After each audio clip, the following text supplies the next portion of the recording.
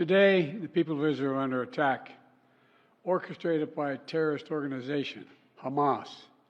In this moment of tragedy, I want to say to them and to the world and to terrorists everywhere that the United States stands with Israel.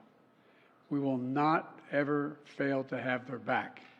We'll make sure that they have the help their citizens need and they can continue to defend themselves.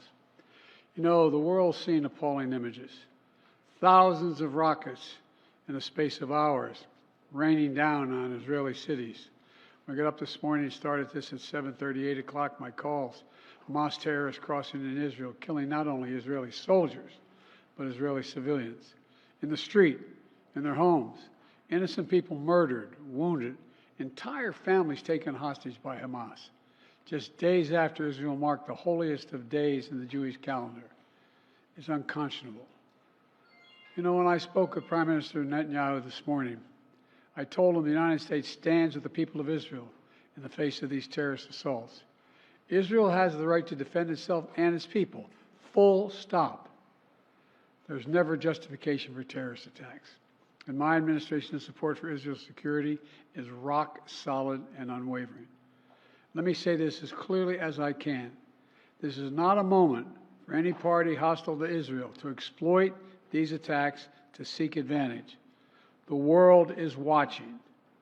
I've also been in contact with the King of Jordan, spoken with members of Congress, directed my national security team to engage with their Israeli counterparts, military to military, intelligence to intelligence, diplomat to diplomat, to make sure Israel has what it needs.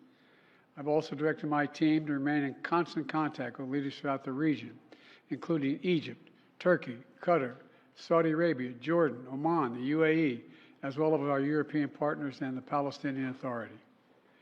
It's also a terrible tragedy on a human level. It's hurting innocent people. Seeing the lives that have been broken by this, the families torn apart, it's heartbreaking. And Jill and I are praying for those families who've been impacted by this violence. We grieve with those who've lost their loved ones, lost a piece of their soul. We have hope for swift recovery for many who have been wounded. But we're going to remain in close touch with Prime Minister. I personally am going to remain in close contact with Prime Minister Netanyahu as this situation continues to develop. And let there be no mistake, the United States stands with the state of Israel, just as we have from the moment the United States became the first nation to recognize Israel 11 minutes after its founding 75 years ago. Thank you very much.